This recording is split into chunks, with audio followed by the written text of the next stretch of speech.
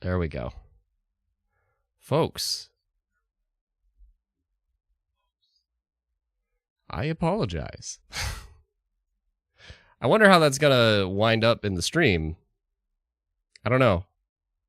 I'm skeptic. I'm going to press record and hope we don't crash again. If we crash again, it's because I'm recording this stream while I'm doing it. Thank you very much for your patience.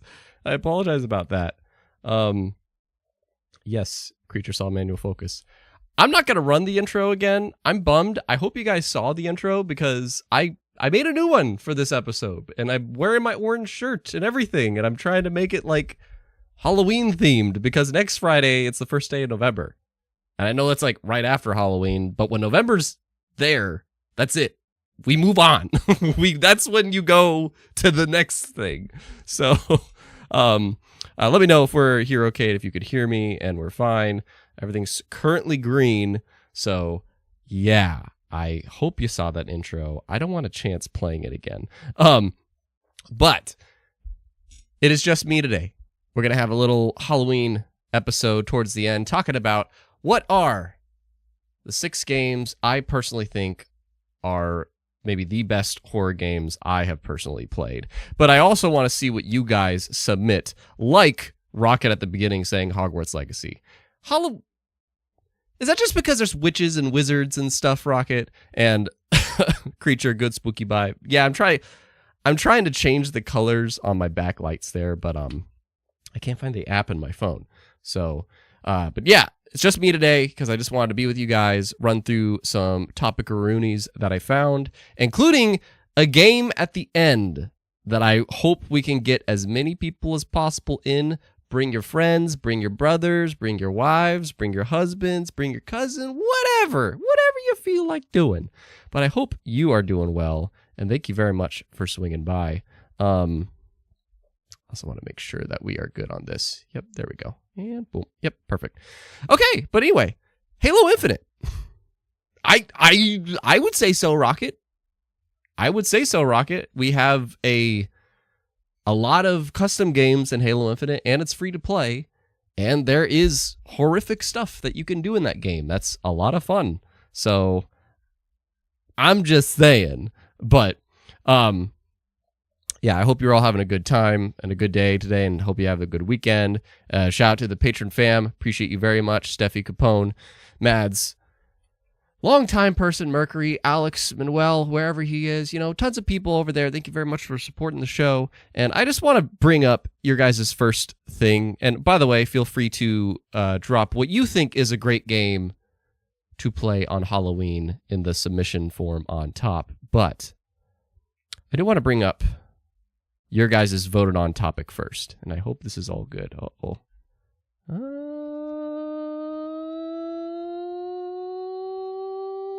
on, we're gonna be okay.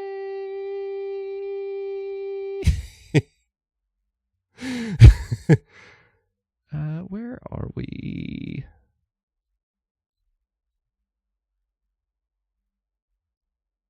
There we go. I have an ultra-wide monitor now, gang.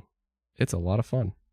It's a lot of fun. Anyways, but your guys' most voted upon topic is, I want to hit that first for those that swing by in here. Oh, and people did pick. See, before we started, I asked the community, because I'm doing a thing now where I want to bring in community chosen topics.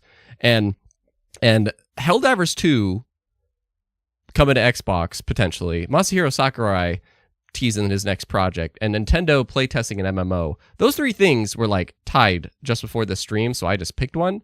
But now Masahiro Sakurai's slightly pulling ahead, but the thing that for sure is pulling ahead is Microsoft CEO encouraging multiplat Xbox strategy, which we've talked about this so many times, long live long day, but nonetheless, people chose it for understandable reasons. It's because this isn't Phil Spencer saying this. This is the guy that's in charge of the guy that's in charge of Xbox. And I'm very curious what you guys think about this, where basically the Microsoft CEO said, we continue to expand our games to new platforms. And C2DD says, it is the topic of the year. This comes from WCCFtech.com. where Microsoft CEO Satya Nadella has shared his annual letter, which was published in the company's 2024 report via LinkedIn. In the letter, Nadella discusses every major focus area for Microsoft: AI, security, business applications, professional security, LinkedIn, aka search, ads, news, gaming. On this subject, aka gaming, the Microsoft CEO chose to highlight now how the gaming side of the company has begun expanding its content, which now includes Activision Blizzard, on many more devices. He seemed to hint that this trend will continue in the future. Here's what he said. We are bringing great games to more people on more devices. With our acquisition of Activision Blizzard King, which closed in October 2023, we've added hundreds of millions of players to our ecosystem. He means the people that are on the games, which is true. We now have 20 franchises that have generated over $1 billion in lifetime revenue, from Candy Crush, Diablo, Halo, Warcraft, Elder Scrolls, and Gears of War. And with Xbox Cloud Gaming, we continue to innovate to offer players more ways to experience the games they love, where, when, and how they want. Finally, we brought 4 of our fan favorite titles to Nintendo Switch, Sony PlayStation for the first time. He's referring to earlier this year with Pentiment, Sea of Thieves, Hi-Fi Rush, and Grounded, as we continue to extend our content to new platforms. So he said this in this, big letter after their fiscal year, and just kind of sharing it with shareholders and whatnot, just letting them know this is, the situation. And again, the guy that I was just quoting is the guy that's in charge of not Xbox directly, but he is the guy that's in charge of the company that's in charge of Xbox. Like, Xbox is a division of Microsoft, and that's who this guy is, Satya Nadella, who in the FTC hearing, he was just like, hey, if I could have my way, exclusives wouldn't be a thing anymore, and that's his stance on it. And it seems like after this deal closed, that's the direction they went. And it's probably because, hey, look, we gave you guys $70 billion and we spent all that money. You guys got to make a return on that. And I have a feeling this whole year, and based off of rumors too, the people that are in charge of Xbox have been really head to head with Satya and other people at Microsoft. So it's like there's kind of a split, which kind of goes with Jason Schreier too. I just mentioned this on my video recently this week, I think, that Jason Schreier, who's a really good insider at Bloomberg, he's like, hey, it's kind of a mess at Xbox right now. They don't know, not with the games, but just their direction. They don't know where they're going, what they're doing, and like what is their end game in terms of so on. And it's just a lot of basically about direction for the platform. And so that's what this is kind of about. But what do you think about that? What are your thoughts on that? C2, Steffi, Rocket, or Creature, anybody watching, as well as anybody that watches the replay? I'd love to know your thoughts on that. Because, yeah, for instance, Rocket says, Forza, Halo, and Gears should always be exclusive. Everything else can be timed exclusives. So Rocket brings up something that I personally agree with. I think it's really important. Let me know if you disagree. For any first-party platform holder to have things that are exclusive to them, that is something that really is identifiable with the brand. But then you look at Capcom and Rockstar and people that are just totally multi-platform, but they don't own a platform. And I think that's kind of the difference. And C2 says they're just going to end up as the largest publisher, in my opinion. Not next gen, but probably the gen after. I think I would agree with that, C2. C2 just said that. He thinks that they're going to be the largest publisher ever, and that's the direction they might head to if they just want to make money. I do want to point this out. I have kind of a complimentary thing for each of these pieces that we will mention. But there's this rumor, though, that kind of goes against this, which is interesting. And I heard about this last night, that basically, Xbox might be slowing down their PlayStation 5 ports. They're going multi-platform or whatever. But this is just a rumor, so this isn't an official statement from, Satya like I just read.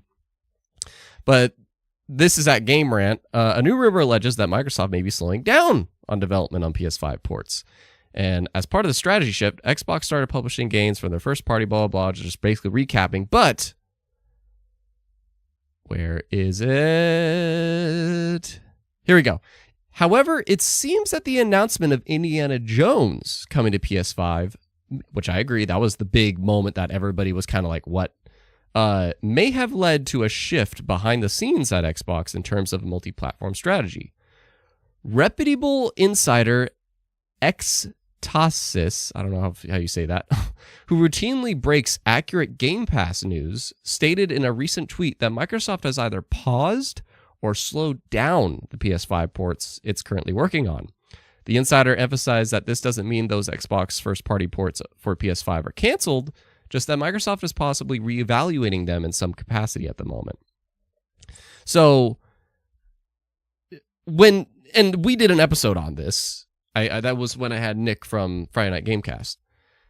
And that's what we were talking about. When Indiana Jones was, it was like a big moment. It was like a one last thing at Gamescom where it's like, oh, we got one more thing to say.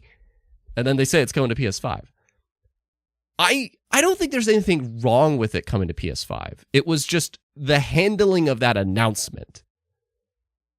Like, literally, I've said it every week. Like, it's amazing to hear the case and example that is like Josh from Quest Mode, who Indiana Jones was his most anticipated game of the year, and he was going to play it with Game Pass, not have to pay $70. But now he's like, oh, I'm going to wait to pay for that $70 and play on a PlayStation next year. That's what happens. And it took the wind out of being an Xbox person when that happened. And the fan reaction was so strong to that I could imagine that this person's right. But what do you think? The way they revealed Indy tells me, also hi Jay Baker. The way they revealed Indy tells me they don't care about how their base receives it, so I'm skeptical of the rumor. And Rocket, they should have waited to announce it at the Game Awards. I disagree with that, Rocket. I think they should have waited. They need to let they need to let their fan base have that for a bit. But we're giving it to them early and on Game Pass. Yes, that is true. But like, you need to make it feel like I got this system and you are providing me things that I can only get on this system. I don't personally mind because I'm there for the Game Pass rather than exclusive. But in terms of the mainstream fan base, there's like 100 million gamers, let's just say, and 30 of them are playing stuff with Game Pass. The 70%, they'll wait. So, I don't know. It's interesting. Satya's not backing off on this multi-platform direction, but I'm hoping this rumor is true, that they are like, let's just be careful with what we do it and how we do it. That's all. I think that's a great balance. Just figure out the means to, as earlier was said, just keep Forza, Halo, and Gears as Xbox things. One more comment from AP. PS opening their doors to their competition to sell on their platform should be the discussion. But what incentive do they have to produce anything? It's desperation. I originally was going to talk about Helldivers 2 potentially coming to Xbox. And in fact, I'll just bring it up really, really fast because I want to promote something here. But I think it's just a nice little segue to just talk about something. But in that sense to me. So this is an example of this is at Games Radar from Catherine Lewis. And they're reporting that a Helldivers 2 Xbox release, which Helldivers 2 is obviously PlayStation live service game that launched this year that did wild. Probably a Game of the Year contender. We'll see. A Helldivers 2 Xbox release is not up to Arrowhead, but to Sony and Phil Spencer to duke it out. But if Sony says no, that's it.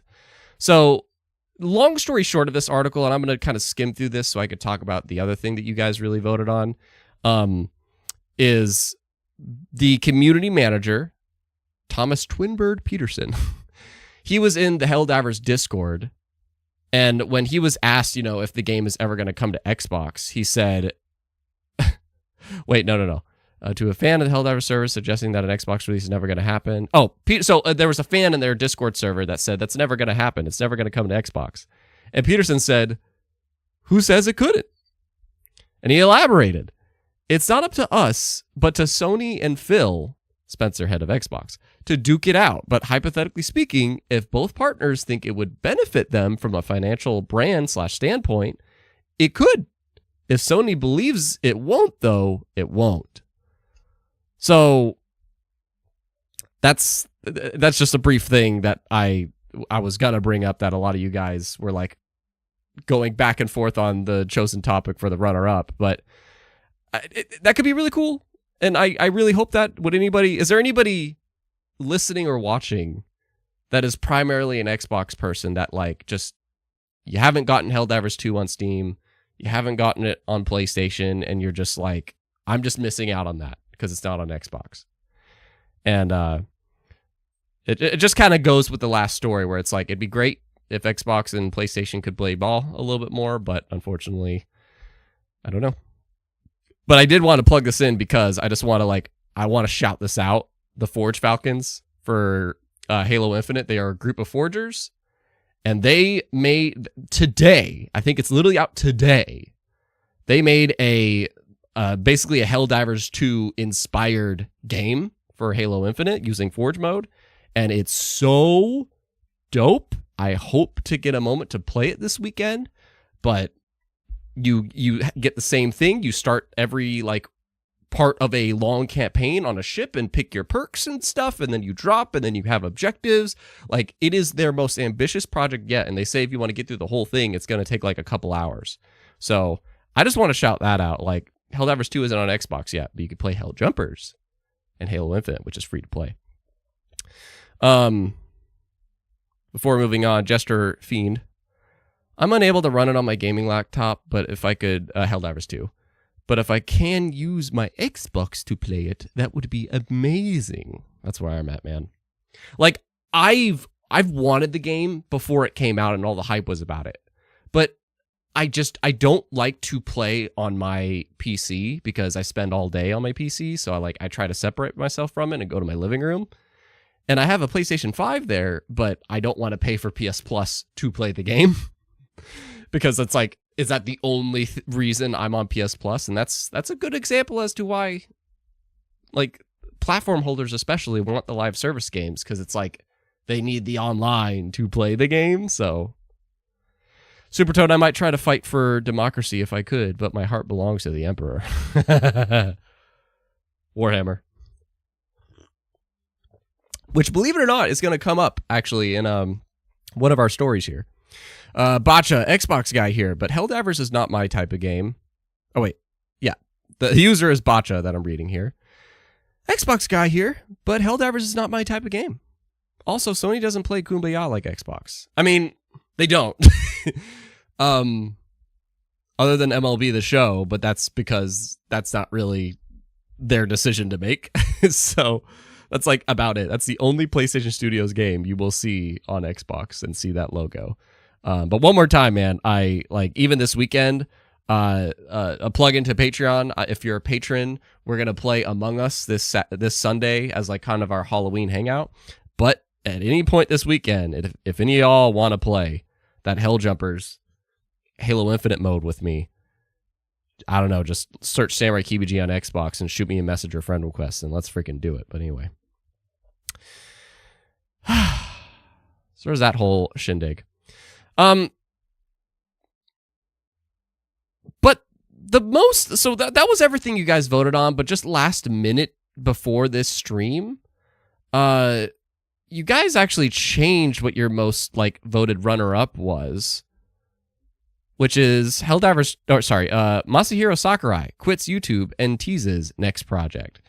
I'm not going to put up the footage for this. I believe I know this story enough to talk about it. Please look into it and correct me if I'm wrong, because this did interest me. So, and then we're going to get to a couple topics that basically I picked. But Masahiro Sakurai, if you don't know who the man is, he is the person that made Super Smash Brothers. He has been the director for all the games. He is also the guy, he started off making Kirby games, and he freaking brought back Kid Icarus from the dead. And he is somebody that just is so in love with video games and their history and just putting his all into his craft. And he is, I would argue, Masahiro Sakurai is like alongside Hideo Kojima and other people as just like one of the absolute heroes of video games. But for the past year, if I can even find his channel here, Masahiro Sakurai, why not? For the past year, he's been running this YouTube channel of his. Or actually, a couple years. Ever since Super Smash Bros. Ultimate ended, which was like October 2021 when they revealed Sora. I still can't believe that happened. I miss the Smash Bros, man.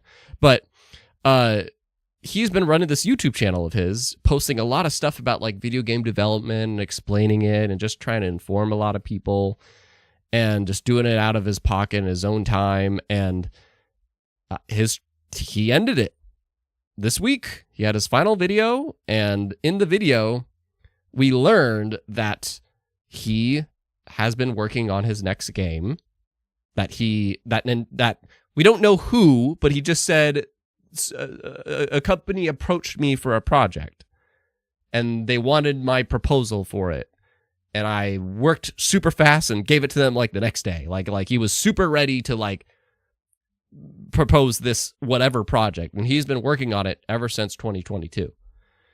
He's been on it for a little over 2 years now, I believe is what he said. So that was your guys' runner-up topic.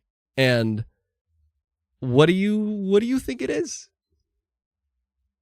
That's the question I think everybody's asking. What do you think it is? I would love to hear your thoughts about that before we dive into Astrobot sales. How's Call of Duty Black Ops doing? And speaking of sort of Masahiro Sakurai, Nintendo's next console teased. And we're going to play a good game as well as talk about like debate what are our like most favorable Halloween titles. But yeah, whatever Masahiro's next game is, whatever Sakurai's next game is, I hope, and I would love to know what you think. It's really tough if I want it to be like a totally new game for him, or for him to just take whatever the next step of Smash Bros. Is. Because he's known for Smash Bros., but he's just a man that's so passionately in love with video games, and you can tell that. He bleeds it. And I just hope whatever he wants to work on next, like any artist, it's something that he genuinely wants to work on.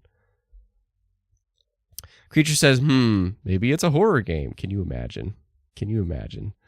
C2DD says, the greatest Kirby of all time. Look, man. Kirby and the Forgotten Kingdom, or whatever it was called, was pretty cool. But that would be cool.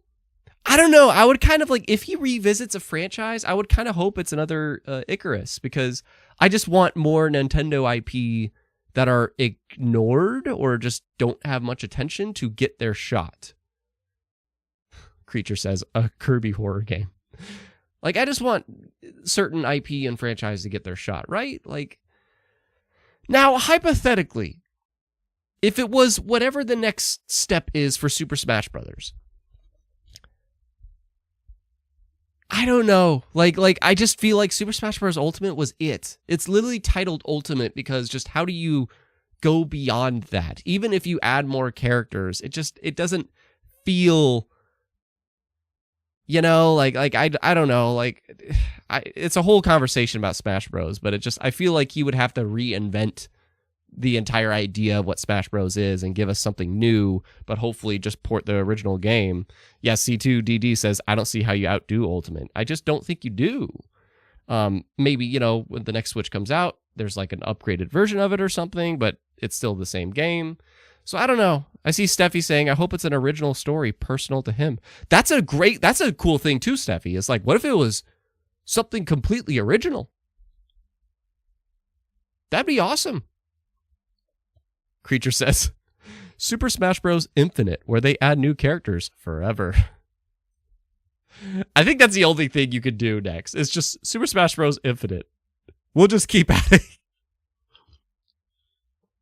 I do miss the Smash Bros. Hype, though. I will say that.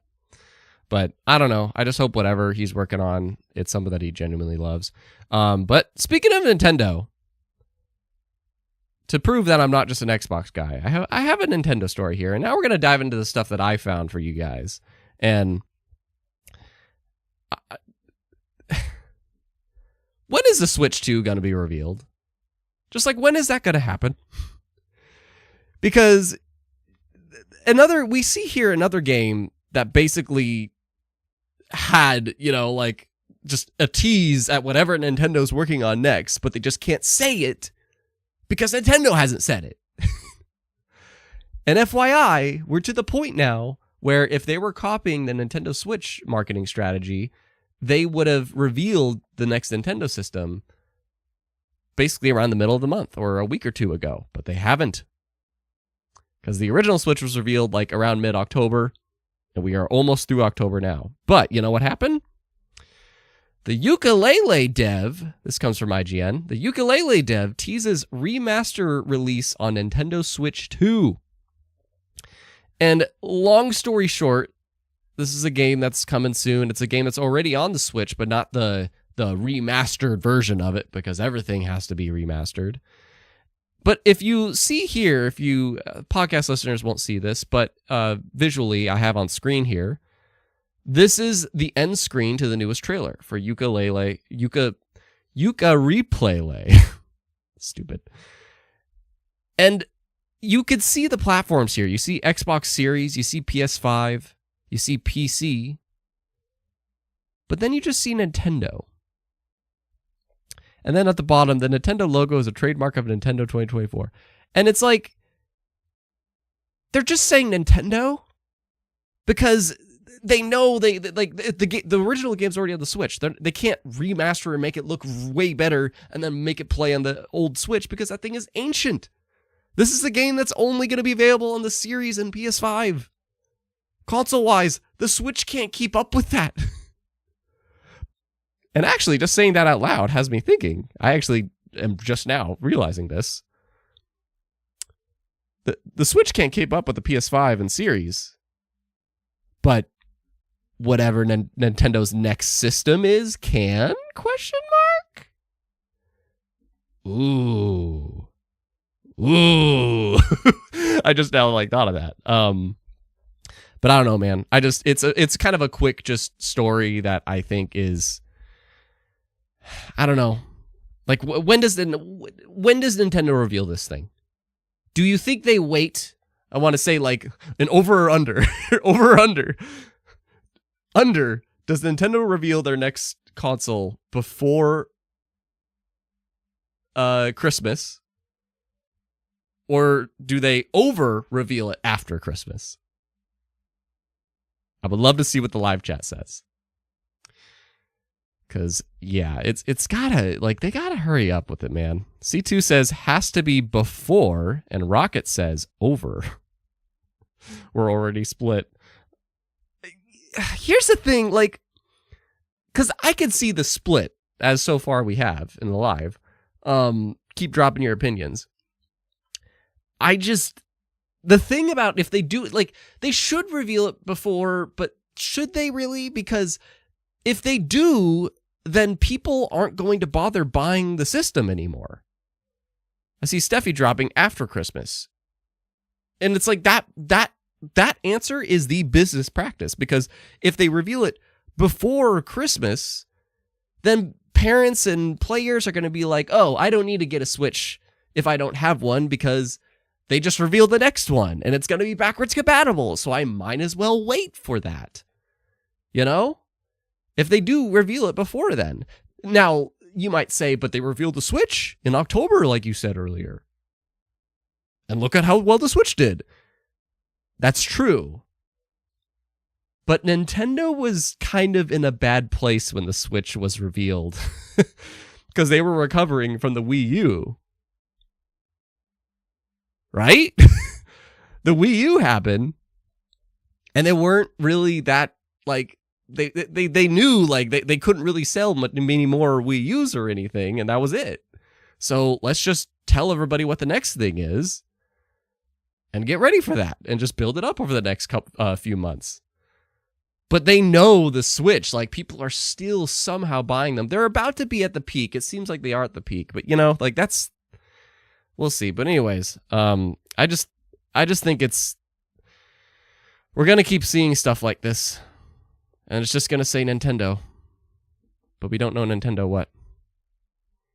Yeah, Steffi, right. Circumstances are different now. Switch was successful. Yeah. Yeah, like the Switch is the third most sold console of all time, so.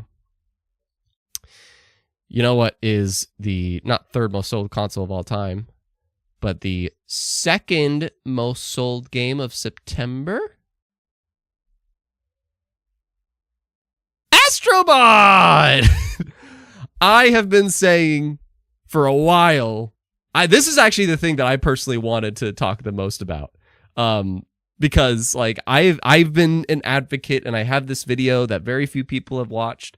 But I really want to advocate for you to check out this video that I did about Astrobot and how it could change modern gaming, because Astrobot is a game that, if does well, then it could really impact things, at the least at PlayStation, at the least, with everything going on live service wise, and just them not really visiting traditional or older style games or whatever. Astrobot was a love letter to that old place we used to be at, and 3D platformers, a genre that just doesn't exist anymore, and freaking Xbox never doing anything with Banjo-Kazooie because there's just no team that wants to do it.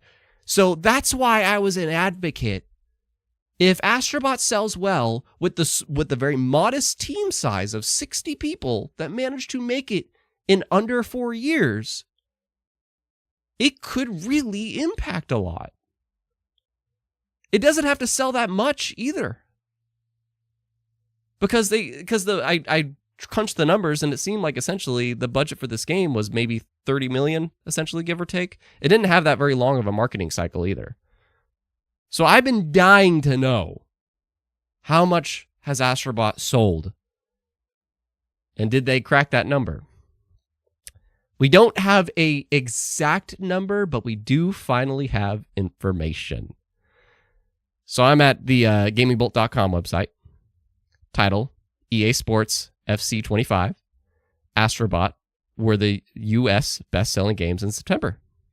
Other new releases such as Legend of Zelda Echoes of Wisdom, Warhammer 40k, Space Marine 2, there it is, and others also occupy spots in the newest monthly software charts. So, and to see C2 saying, that should mean Astrobot sold at least 1 million. Does it? I'll explain. So basically, this came from, what is it? Circana analyst Matt Piscatella on Blue Sky, which Matt Piscatella is massive analyst for the gaming market or whatever. And so, yeah, these numbers are pretty legit, but basically I will go onto screen here and show. This comes from Matt Piscatella. So you can see on screen here, again, podcast listeners, I'll try to explain, but the most sold game last month for September was EA Sports FC 25, and Astrobot is number 2 behind it. And yeah, you see Legend of Zelda Echoes of Wisdom, NBA 2K25, NHL 25. Somehow Elden Ring is still going strong. And Modern Warfare 3, when Black Ops 6 is about to come out. Interesting. I was really surprised to see Age of Mythology is in the top 20 of September. I'm like, that's a really niche game. And somehow even Age of Mythology managed to outsell Space Marine 2, Warhammer 40k, which I don't know. I just thought Age of Mythology being such a niche thing. I guess Warhammer is a pretty niche thing too, but like there's a lot of people that have been playing Warhammer. But anyways, and Hogwarts Legacy is still going strong too, man. How the hell are they doing this? But anyway, this is the closest thing we have had to numbers for Astrobot. And as C2 brought up, that should mean that Astrobot sold at least 1 million. There's not exact numbers here, but something I will show is Warhammer 40K, Space Marine 2. Because I remember seeing that they had some actual milestones that they were sharing. And so the thing is that if Astrobot managed to outsell Space Marine 2, and Astrobot needed to make literally just 1 million or 2 sales to really break even and like actually be in the like net profit, just kind of based off of certain number crunching. So if it even cracked 1 million or 2, it will be a very good sign to PlayStation. But did it? It is number 2 on the most sold September games, and Warhammer Space Marine 2 is number 18. So Astrobot clearly outsold Warhammer. And Warhammer celebrated getting 2 million players at launch. So yeah, I have on screen from hitmarker.net. This is an article, Warhammer 40K Space Marine 2 celebrates 2 million players at launch, blah, blah, blah. And I remember seeing these milestones too. It's like the publisher tweeted on X, thanking fans, 2 million Space Marines have joined the fight to protect the Imperium and hashtag Space Marine 2. We're so grateful. And that, what does that mean, folks? What does that mean? I mean, maybe, like what? Is like 1 million of those players just playing it for free? It's not on Game Pass. It's not on PS Plus. It's not on any subscription service to my knowledge. So C2 is correct. This means that Astrobot at least should have sold at least 2 million, because if Warhammer had 2 million players not being on any subscriptions or anything, you know, that means it sold 2 million copies. And by the way, Warhammer, I guess, also reported that like they're now past 4.5 million. So shout out to them, man. They're hitting it hard, and that's another game that did really good budget wise and everything. So yeah, I am super stoked about this. I just want to shout it out. And I know maybe, I don't know if I'm alone here just rooting for Astrobot, but it's just a fantastic game. It's not because I'm a fan of the game. It's because I'm a fan of the production of the game. A modest team size, a very like efficient timeline, and I love the way the game was produced, and I want more games like it to be produced in the 3D platformers with the modest teams, with the good timelines. Astrobot can be that prime example, and I'm really, really happy about that. I don't know if I'm alone on that, but anyway. Any thoughts before we move on? It has at least 2. I mean, minimum. Like, now, I mean, there's something, which is that I think Astrobot sold for $60 and Warhammer sold for $70. So there's that. But that's why Helldivers 2 became one of the most sold games of the year, and it sold for like $40. Steffi, I'm a fan of those types of games and love it when they're successful. Exactly. And I think it's still like the highest reviewed game of the year, maybe now next to Metaphor and so on, but I want Astrobot to really, especially at the least at PlayStation, and I really hope at Xbox too, because the more 3D platforms like this are made and are successful, not just critically, but sales-wise, it encourages more of them to happen. Anyway, final story that I wanted to hit before. I want to see what our most best games to play for Halloween, or as I call it, Ween of Hollow. Before that, I just wanted to shout out that Call of Duty Black Ops 6 is out today. I am not a Call of Duty fan, but as I've said last week, and I did a follow-up video this week because I couldn't help it, it's a big deal that even if you're not a COD fan, Call of Duty is one of the world's biggest franchises. I would argue the only things that are bigger than Call of Duty is Pokemon, Minecraft, and GTA. I think that's really it, honestly. And its newest entry is out, and currently it doesn't have reviews that much, which is interesting. But I just kind of wanted to live react to anything I could find on it or any success numbers. And so far, this is Metacritic. That again, like they're still like in progress of reviewing the game, because there's kind of 3 parts of it, being the campaign, the zombies mode, and the multiplayer. So, But it's just interesting. Like, did they not get early review copies or something? I don't know. But I mean, for now, we have 5 reviews on OpenCritic. And also, I want to shout out. I'm really happy to see most of the reviews from the critics here are on Xbox. And I'm not saying that in a flag-waving way. I'm saying that because I just feel like for some reason, every game that's multi-platform, they get reviewed on PC or PlayStation. That just is how it is, even with Xbox's own multi-platform games that they do sometimes. So I'm really happy that this is one that like the review codes went out for Xbox. And that's a first step for Xbox. But anyway, before rambling about that too much. But anyway, some stuff we have is from IGN. For the campaign, an excellent string of missions that offer a variety of flexibility come together to make the best Call of Duty campaign in many, many years. Black Ops 6 is a fantastic return to the form of the series, allowing the designers at Raven to delve deep into their bag of tricks and keep you guessing at every turn. And so far, and they reviewed the campaign IGN 9 out of 10. And the reason this is interesting to me is because, like, Call of Duty, again, I'm not a Call of Duty guy, but you always want a game to do good.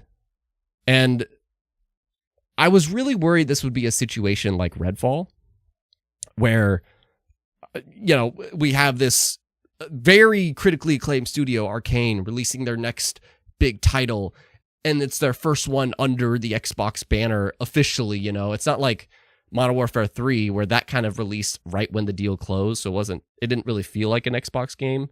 But this is one that, like, you know, this is going to be identified as an Xbox game. It was part of their showcase. It's on Game Pass. First Call of Duty game on Game Pass, too. And that's why it's like, if this failed, if this critically wasn't that good, then people are going to, you know, chew it up hard. And that's why I think these reviews are kind of important, as well as like sales numbers also. Like, what is a Call of Duty on Game Pass like? But anyway, so that's why I think this is kind of important just in general. The Xbox era also reviewed the campaign. The campaign's excellent. While the story might not be perfect, it was just logical enough to keep me happy. It's available to launch in Game Pass and blah, blah, blah. $70 is a big ask. Still, if you're looking to shoot the ever-loving shit out of people, there's nothing quite like a good Call of Duty campaign. It helps that this one is great. Campaign score, 85 out of 100. And then Pure Xbox says Black Ops 6 features a really good campaign that's certainly worth the download on Xbox Game Pass. The story has a lengthy runtime, roughly 8 hours at least, and it is cram full of interesting, varied missions, including one huge surprise that left us with a cheeky grin as we played through it. And they said 80 out of 100. So far, it's like, you know, very positive. It seems so far we're averaging like 8.5 out of 10. But again, there's a lot of people that are still working on it. I don't know. Rocket's saying, let's go. Rocket, I remember how the campaign got destroyed. Well, this is another good thing, too, about this, is that the last Call of Duty campaign was Modern Warfare 3, which was supposed to just be like DLC for Modern Warfare 2. But then Activision, like, they didn't have an annual Call of Duty game that year, so they're like, hey, bust that out and make that a full game. And because they did that, the game got destroyed review-wise. It was like one of the worst reviewed games of the year in terms of the campaign. It totally felt like it was just like shoehorned together. That was a game that was made in a matter of months. And so a lot of people have been tweeting about this too, like, hey, this is why you need to let studios cook. And this is actually the longest, fun fact, to my knowledge, this is the longest a Call of Duty game has ever been in development. Again, I'm not here to be a Call of Duty fan, because I'm not. I'm just saying this is interesting personally. This is the longest a Call of Duty game has ever been in development. I believe it's been in development for 4 years. And so far, at least campaign-wise, people are liking it. I don't know about like if we have any new scores or anything. I'm just doing a quick check on Twitter. Yeah, there's the IGN one. Phil Spencer congratulates. Yeah, we'll have to wait and see. The game just came out today. I do think it's interesting that there wasn't like early copies given out, but so far things are going pretty dang good. I think there was another thing as well that like this Call of Duty had the biggest amount of players in their open beta. So that's kind of crazy. Anyway, those are our news stories of the week. Hello, Nike. And our main little thingy here that I wanted to bring up with everybody is, what are the best horror games to play for Halloween? Do I chance the intro? No, I'm not going to chance it. Oh, wait, I do have sound effects, though. Hang on.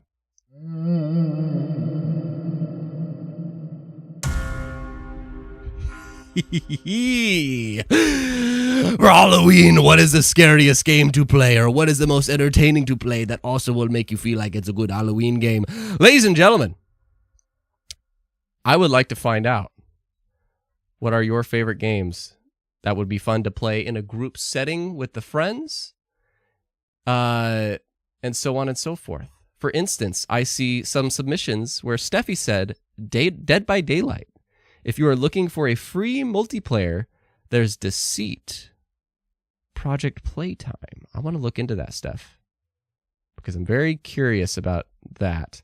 Funny enough, Steph actually has... So I picked 6 games that I haven't prepared a graphic yet, but I believe, Steffi, you actually mentioned what is my number 6. Because, so my 6 games for this list involve essentially different things. Because I want a game that you can play with people and or play alone. And or is tolerable for the babies out there like myself. And my number 6 entry, so our first one, is indeed, I share it with Steffi, it is Dead by Daylight. Now, my number 6 is Dead by Daylight, just because I said earlier, I want games that you can kind of play with people. And Dead by Daylight is one of those games that's literally a Halloween game, because you get chased by every single killer known to mankind other than Jason Voorhees. You got Freddy in the game, you got the pig from Jigsaw, you got Michael Myers, you got freaking everything. You got the alien, you got things from Stranger Things, like everything is somehow... Dead by Daylight is now like the horror Fortnite game. And I think it is a tolerable one. It's intense. It's intense.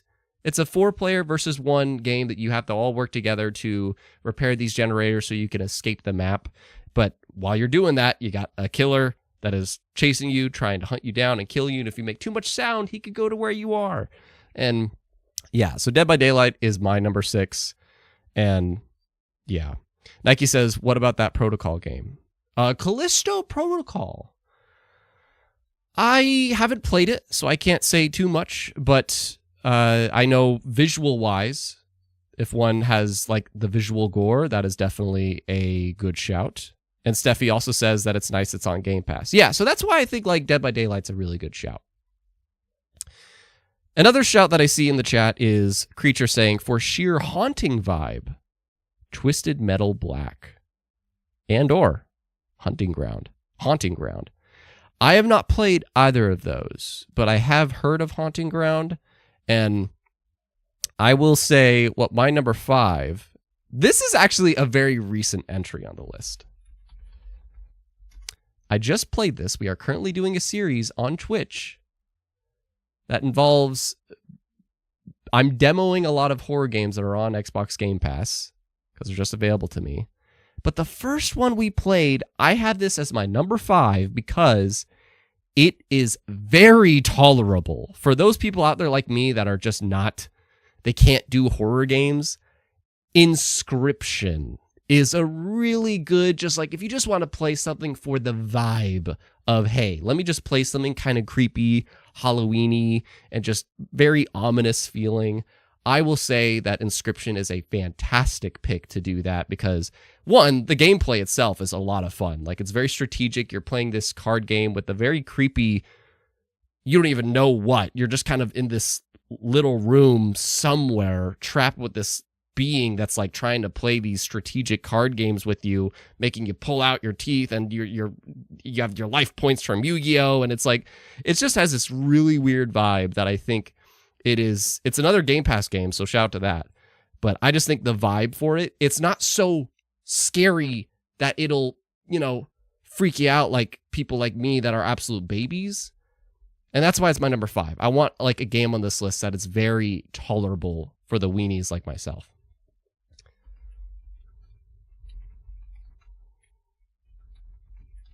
Pulling up trailers for these. So you could stop that now. Steffi says SCP games are great. There's multiplayer mode too. SCP, I tried that. Too much for me, but it's intense. Another shout out that I saw earlier from Supertone. Supertone said TJOC story mode and It Steals. I have not heard of either of those. And a game that I have a feeling some of you might have heard of, but just not have played. This is my number 4 for really good games to play on Halloween. And the thing that I like about this game most, you could potentially beat it in one very girthy night, essentially. And it's probably one of my like very surprise hit games. And that's this game called Little Nightmares. Little Nightmares has its 3rd entry coming up, being developed by Supermassive Games. The first Little Nightmares specifically is like, I don't like it better than 2 per se, but it's like, it's such a great little creepy, again, kind of like Inscription, a nice thing that I could like tolerate as somebody that just can't do horror games. This is a good horror game for those that like need something kind of mild and just have a very inside, like game that you're trying to solve these puzzles in a very ominous 3D platformer like environment. But there's these things that are like potentially cannibals or really creepy looking, and especially like the sound design, it sends chills down my spine. It is a very like even the B-roll just now, I remember that part. There was like, you're in the dark and there's all these weird worms crawling up to you. They're creepy, man. Both Little Nightmares 1 and 2, they're super creepy. But I like the first one a lot because it's pretty short. You could get it done in like 4 hours potentially. And it's just a really good vibe of a game too. The soundtrack kind of feels like it's a toy box the whole time. So that's my number 4. Maruzu, what about the Backrooms? I know you can play that with friends. I have not seen the Backrooms. I have not seen the Backrooms. I do know In Space, though. No one can hear you scream. I have not fully played through this game. But if you look into it, you will see a reaction video on my channel. If you dig deep enough. I think Alien Isolation is one of the best horror games I have played in many years. I didn't play through the whole game, admittedly, but it's just a genius horror game. It's one of the, because I've played Outlast, and I think Outlast is, I'm going to spoil, Outlast is not on my list, but I'm going to have an honorable shout out to it in a moment. But Alien Isolation is one of those games that like, I appreciate what the developer was doing. You have this radar that like you could use it to figure out where is the alien on this ship that you're trapped in. But if you use it, you have to be careful because if it beeps, then the alien will hear it. The alien that is chasing you is so smart in this game that it is freaking terrifying. And I don't know, man. It's one of those horror games that I've always had admiration for. I'm going to share like, I had a nice moment with some friends that like we all just watched somebody play it and we would take turns too. And we were all so into it because the visuals are really good for the time and just the systems of how the alien works. It's one of the most smartest, just, antagonists that you'll deal with in a horror game. And I think that's what makes it really cool. So it's just a very smart horror game. And that's why I kind of want to have it as my number 3. But my runner-up for what is my favorite horror game that I've played that also I would say is a good Halloween game.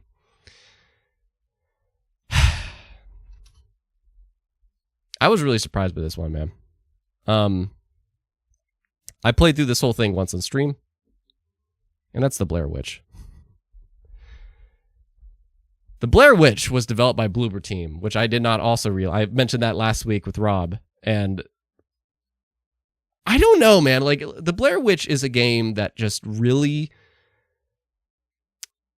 at the beginning, it's fine. You have a dog that you work together with, and he kind of helps you figure out where you need to go, or maybe where danger might be coming from. So if you didn't have that dog, you'd be in big trouble. You also have this like flashlight mechanic sometimes that will reveal just entities that are after you.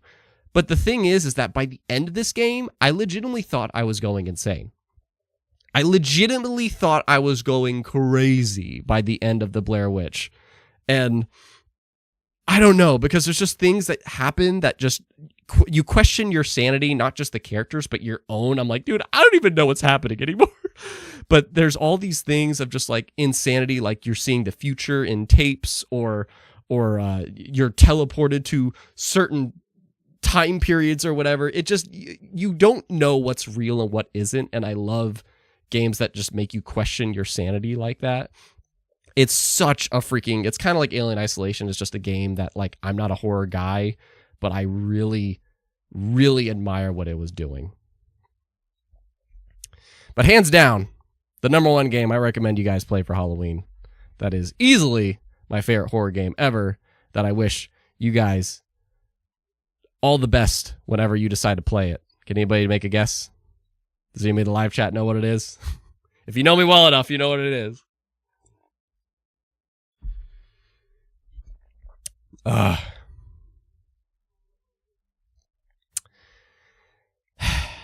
Ladies and gentlemen, it's Phasmophobia. Phasmophobia is about to be out on Xbox. Steffi got it. Good job, Steph. And I'm sure you've at least heard of this game, and it's an indie game that, like, just props to the studio for somehow selling like the millions of copies that they did. But why did they do that? It's because Phasmophobia, it kind of encompasses everything I said in this list, where it's not exactly super smart per se, but it's smart in its design. Every time you play this game, there's not a campaign. It's just a little adventure every time. Every time you play, you pick a location that will maybe be a little bit different every time, because you're trying to figure out what kind of entity haunts this place. And while you figure it out, you have to look for the signs. Do they leave fingerprints? Do they make the temperature freezing? Are they causing a lot of things to move? You have to observe that. And because of that, it's a horror game that actually I can tolerate, because you can leave whenever you want. You just have to find the evidence. But the ghost or whatever it is can hunt you down and kill you. So it's kind of a risk versus reward situation. And best part is that you get to do it with your friends. And the game has emotion, it has voice activated things. Like, you actually have to talk to the ghost. You can, like, when you speak, your other friends, whatever, will hear you behind the walls, and you have walkie-talkies to talk to each other. But when the ghost is hunting, then the walkie-talkies go mad. It is just such a immersive game to make you feel like, hey, like, literally that thing that some people do when they're insane is like, let's go to that haunted house and see if we can find the ghost. So, Phasmophobia is for sure, like, my all-time favorite horror game. But some honorable mentions is Outlast. Outlast is definitely the most terrifying game I've ever played, and it is absolutely a genius horror game. Dead Space, I've played only the first 2 chapters of Dead Space, but the Dead Space remake, I've wanted to play that, man, because it looks absolutely gorgeous, and one of the most next-gen titles out there, I would say. Inside is kind of, it's got that, you know, it's a good Halloween game, mostly because of its intensity, but I wouldn't say it's that creepy. That's why I didn't put it on. I would say Little Nightmares is more the pick for just the Halloween vibes. The Quarry, I just tried The Quarry, but basically any of those games, Until Dawn, Man of Medan, all those, you know, you're playing through a movie of a bunch of hot people getting killed, and you get to quick time events and make decisions and whatnot. And then, of course, quick plug-in, too, Among Us. Among Us is kind of just good whenever, but I also want to shout out Among Us because we have a patron hangout this Sunday at 3 p.m., And if you would like to support the channel, you can come hang out with us and try to kill me or figure out if I'm the imposter. You never know. But Among Us is a good Halloween game too, because like, you know, there is that one of us is a monster trying to kill everybody, and that vibe, you know, that's a very thing vibe. Now, that is everything I wanted to present to you, and this is my moment with the chat where I want to see if you guys have any other questions or comments before. Bring in your friends, don't go anywhere, because we're about to play a trivia game that we haven't exactly done, I think, a version like I'm about to do. Maybe we have, but the more people, the better, because the more chances somebody will get it. If we go through all these and nobody gets a single one, it's too bad, man. I'll tell you what, though, if you guys get at least 3 of them, I'll see if I can find like one of my blood capsules and smash it on my face. Okay, not smash it on my face because I don't want to make stains on my floor, but yeah, any other things before we do our good game? Creature, I just remembered Carrion is a good reverse horror game. Carrion's a good shout out. I'm aware of that one. That's one I believe it's kind of like Metroidvania style, and you're playing as literally like an amoeba creature that's just killing everything. It's like exactly reverse horror. You're playing as the horror instead of dealing with the horror. But yeah, I heard a lot of good things about Carrion. I'm just double checking here before and I'm also going to get the thing ready, because what we're going to do for our good game today, we are going stop that. We're going to do Guess the Theme. And I have picked 10 tracks that y'all are going to have to guess together. So if you listen to the podcast version of this, you could actually participate. And then the longer it goes that the chat doesn't know, you could just shout at them and be like, what the hell, man? But I'm going to ask for a number between 1 and 5. And I want you guys to decide, or sorry, 1 to 10. And depending on what number you pick, that is the track that is going to play. So, like, Creature's already jumping in. Number 4. So, we're going to play our good game right now, which is Guess the Theme. This is the part of the show that we end the show on a very good note, that we just kind of have fun, and we play a little game together, whether we have a guest or it's just me with you guys. And this is going to be Guess the Theme, where you have to guess various horror game soundtracks that I have gathered today. Or at least a little bit spooky themes. These are all from video games. Can you guess all of them? Let's find out. And you guys have already submitted a lot of numbers. So let's go with Creatures first with number 4. Listen carefully.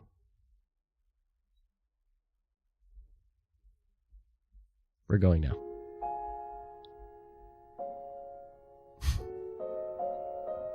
Very iconic track, but there's a reason.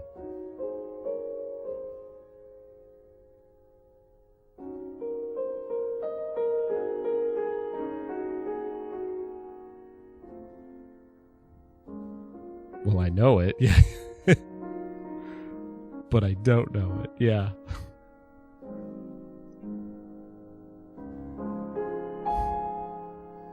The first comment on this video: when you hear this, you know you're safe.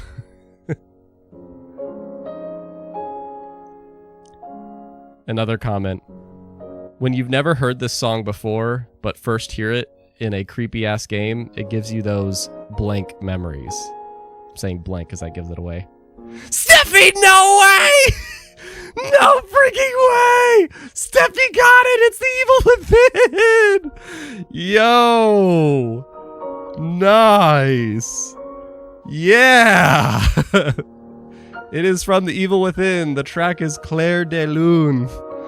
To be honest, I've never played the game. I just kind of was looking up certain tracks or whatever, and they said this is the most used track or most known track from the game, so that's why I picked it. But well done, Steffi Rooney. Good job. So far, that's 1 out of 5.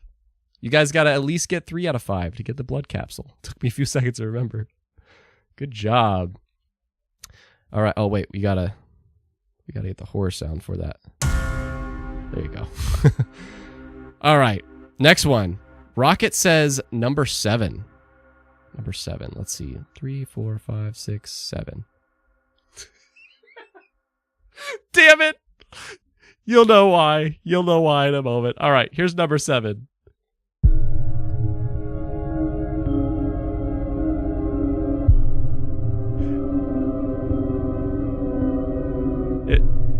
One of you might know this. Yeah, Steffi, don't say anything. Let's see if they get it.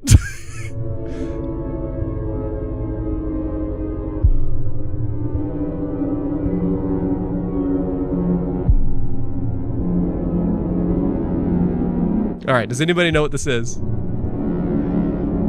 Steffi is our queen today. It is Amori.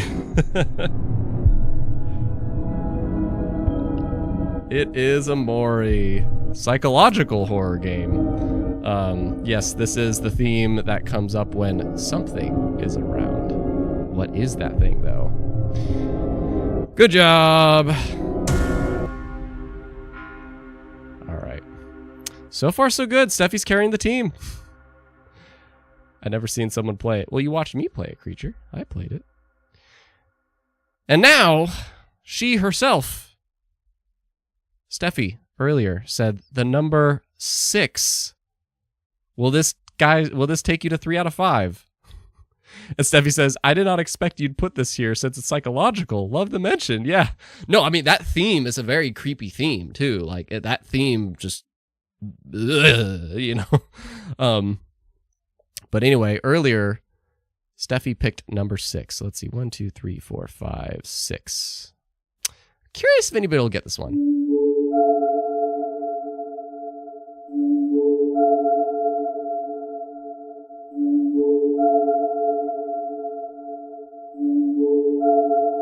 Did I mention you have less than a minute to guess these?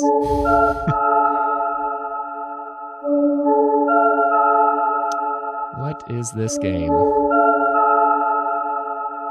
On our Halloween Codename Goodgame.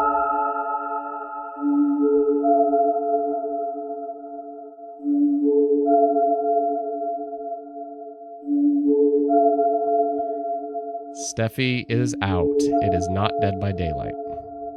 Steffi guesses Dead by Daylight. It is not.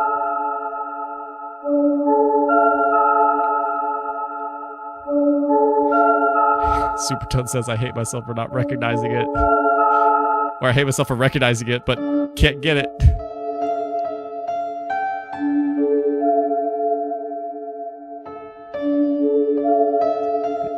Creature says, Until Dawn. It is not Until Dawn. The answer is, after over a minute, Silent Hill. Yep. It is Silent Hill. Nobody got that one. How dare you? Nobody got that one.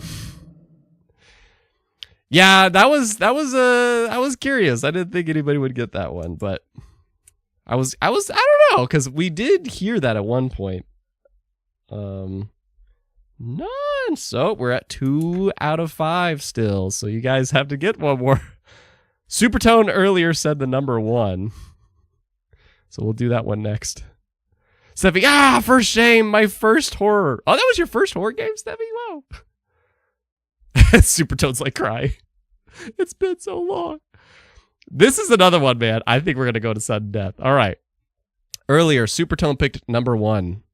Here's number 1. Wait, sorry.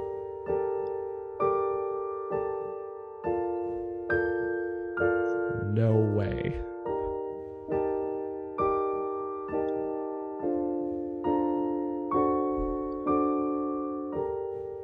What game is this?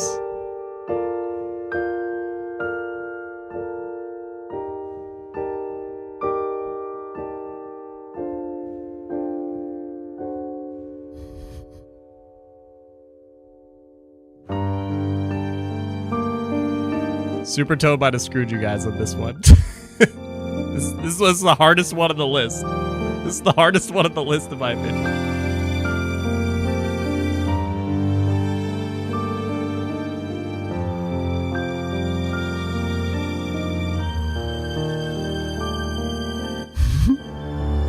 he's reacting.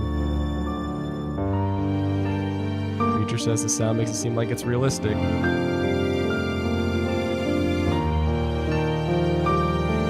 You have 10 seconds. Steffi says familiar, no idea. Any random guesses from the chat? You're lying! You're lying! Ants! Ants got it! It's Fatal Frame! It's Fatal Frame! You better not have, like, GD'd that or something. You better not have whatever music apped that. No freaking way! Ants got it! I mean, it's Fatal Frame 4, but I'll take it. Wow. Wow. I mean, it was beyond a minute, but I'm still giving it to you. Wow, good job. Good job. I thought it was a good guess. My brother was literally playing this yesterday night. Oh, you lucky bastard. Wow, you hear this in the trailers. Do you? Yeah, it's like literally, I just try to find like very iconic themes from this. Ants! So good job. You took the team to 3 out of 5. Would you like to guess any, would you like to say a number between 1 and 10 to give you just one more bonus round before we head out? You guys did it. You got 3 out of 4. So even if you lose this one, at least you got the majority out of 5. And I thought for the remainder of these two, if for that patron hangout, if we get a good chunk of us before we start, I will reveal the other 5 to you, and we will have like a round 2 of this. So if you want to support the content and hang out with us Sunday, go to that link in the description, patreon.com/SamuraiKeepG. Not to give me money, but just to give you more content, get you in our Discord, join hangouts and stuff. Any other numbers before we go? 1 through 10 that isn't 4, 7, 6, or 1. That is not 4, 7, 6, or 1. Throw one more out there, or I'll just pick one. Going once. I would like to see Ants, though, because Ants took you guys home. Going once. Going twice. All right, he said 3. Damn. All right, here's number 3. Bonus round. Good luck.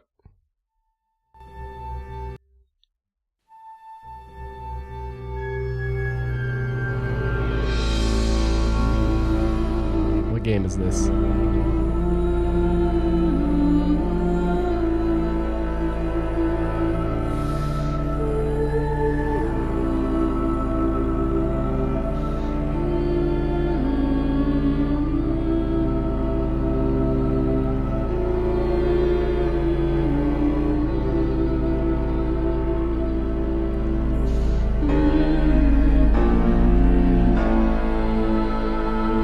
One of the comments. Blank's theme are the saddest themes I've ever heard in my life.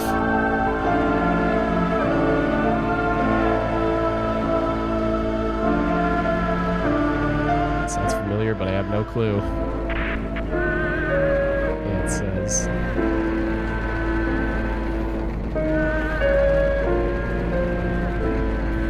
All right, we're at the minute. Any guesses? Even just something random. Never played this. The answer is... Until Dawn. Until Dawn again. It is not Until Dawn. It is... Left 4 Dead. Zombie game on the list, finally. It is Left 4 Dead. So, good job to Ants. He got at least one of them for you guys. So he got the one that you guys needed. So thank goodness, because if he didn't get it, that would have been an out. So well done to Sir Ants. You got the team to win. And the final one there was Left 4 Dead. So well, good job, gang. Good job. Yeah, very, very ominous and creepy theme. There's a comment here that I want to read. It says, it's sad to hear this theme after reading the Sacrifice comic, because you know that the infected you shoot feel pain. They're not mindless. They retain a little bit of their personality. That's freaking dark. That's freaking dark. But yes, good game, everyone. Good times. I hope you enjoyed. just going through some news and sharing thoughts and speculating and whatnot. And then next week, it'll be November 1st. And I don't know what we'll be doing on that show other than flying to the top of Mount Everest. But the show after that one on November 8th, mark that one on your calendars. I don't want to spoil it, but it's going to be maybe my favorite episode since returning. We will see. But I hope you have an amazing weekend. If you're a patron, I'll hang out with you this Sunday, and I will see you guys Monday as well in general to continue our... I'm doing a thing for Spooktober where I'm sampling Game Pass games on Mondays and Thursdays at 4 p.m. Pacific Standard Time. But otherwise, have an amazing weekend before, Halloween. I'll catch you guys later.